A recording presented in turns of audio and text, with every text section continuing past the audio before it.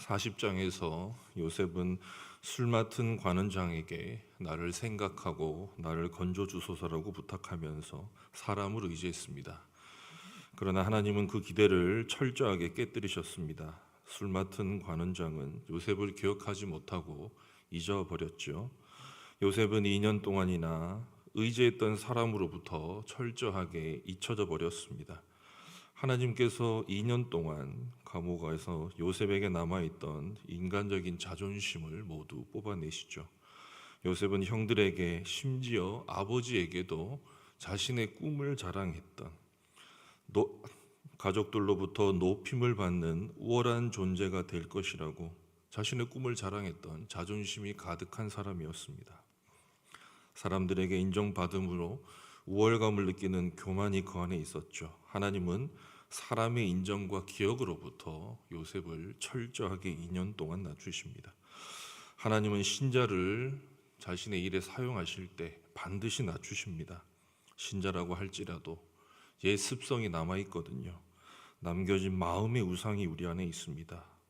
하나님께서는 오직 하나님의 주권과 은혜만을 의지케 하기 위해서 우리 안에 남아있는 알량한 자존심, 교만, 자기의, 능력과 성취를 자랑하는 그러한 것들을 고난을 통해서 다 뽑아내십니다.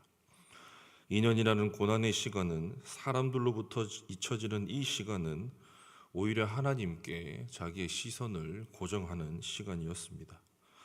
사람, 신자의 궁극적인 소망이 될 수 없고 하나님 외에는 아무도 우리를 도울 수 없음을 철저하게 배우는 시간이죠.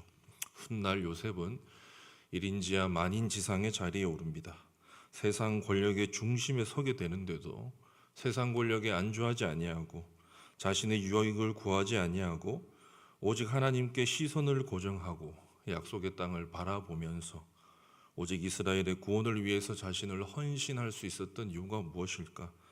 바로 사람들로부터 완전히 잊혀진 이 2년의 시간 동안 요셉의 교만한 자아가 철저하게 죽었기 때문입니다. 하나님은 이 2년의 시간 동안 요셉을 겸손의 사람으로 빚어 가신 것이죠. 이제 바로가 꿈을 꿉니다. 바로는 두 번의 꿈을 꾸고 자신의 모든 권력도 감당할 수 없는 두려움에 빠집니다. 바로가 누구입니까? 당대 최고의 권력을 가진 자였습니다. 사람들은 바로를 신으로 추앙했죠. 바로의 말 한마디가 곧 법이 되었습니다. 그런 바로가 꿈 하나 때문에 번민합니다. 아무리 많은 부와 권력과 명예를 가져도 하나님께서 권능의 손가락으로 흔들어 버리시면 근본적인 불안에 빠질 수 없는 것, 그것이 인간인 것이죠. 바로가 애굽의 모든 지혜자들을 불러 모읍니다. 애굽의 모든 지성들이 모였는데 꿈 하나를 해결을 못해요. 자기 마음대로 지배하고 통제할 수 있다고 착각하는 것이 바로 지금 현대인들 아닙니까? 그럼에도 불구하고 아무리 인류 문명이 발전을 해도 인간의 근본적인 불안, 미래에 대한 두려움은 도무지 세상의 지혜로는 해결할 수 없는 것입니다. 2년 동안 침묵하신 것처럼 보였던 하나님께서 바로의 꿈을 통해서 인류의 역사에 개입해 들어오십니다.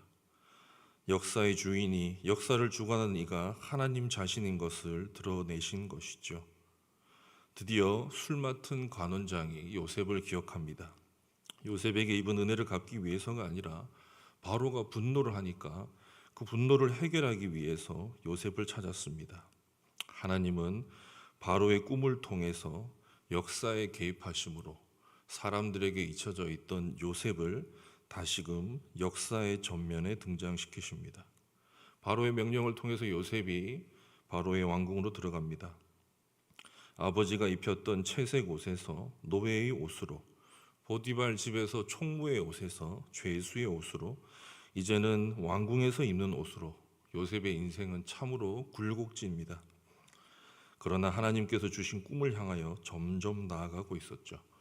바로가 요셉을 보자 꿈을 해석을 잘하던 요셉의 명성을 칭찬합니다. 그러나 요셉은 내가 아니라 하나님께서 바로에게 편안한 대답을 하시리이다 라고 답합니다.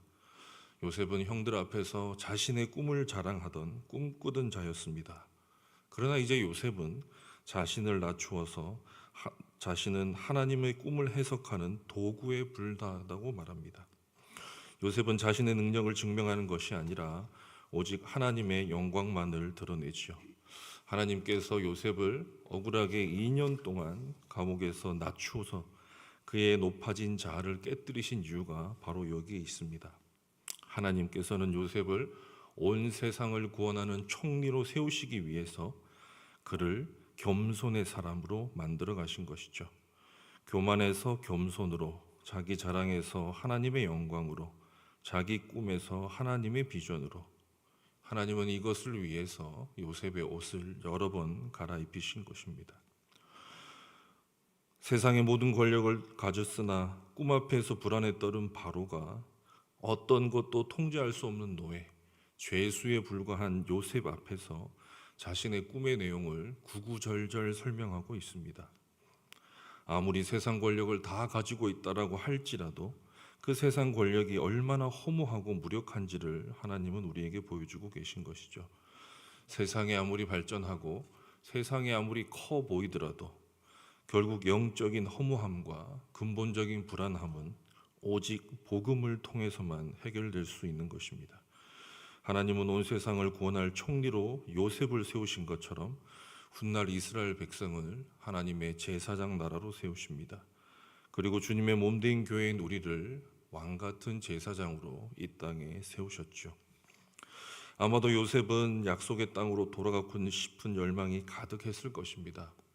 만약에 술 맡은 관원장이 감옥에 나가자마자 요셉을 기억했다면 요셉은 노예에서 해방되어서 고향 땅으로 돌아갈 수는 있었을지 모릅니다. 그러나 요셉은 바로 앞에 설 수는 없었겠죠. 하나님의 계획은 요셉의 기대보다 훨씬 컸습니다.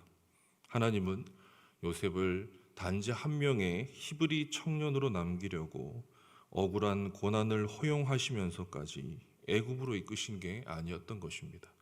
하나님의 계획은 요셉을 온 세상을 구원할 총리로 세우기 위해서 바로 앞에 이끄시는 것이었던 것이죠. 여러분, 하나님의 시계는 정확합니다. 하나님은 결코 서두르지 않으시지만 늦지도 않으시죠. 사람에게 잊혀진 시간은 오히려 하나님께서 사용하시기 위해 준비하는 시간입니다. 세상은 효율성을 강조합니다. 언제가 되면 무엇이 되어야만 되고 빨리빨리 효율적으로 시간을 아껴서 무언가를 달성하라고 가르치죠. 그러나 효율성이라는 세상의 기준으로 신자의 인생을 평가할 수 없습니다. 믿음의 조상들의 인생, 사도행전의 사도들의 인생, 하나님의 아들이신 예수님의 인생조차도 효율성의 잣대로 보면 실패한 인생, 비효율적인 인생이기 때문입니다.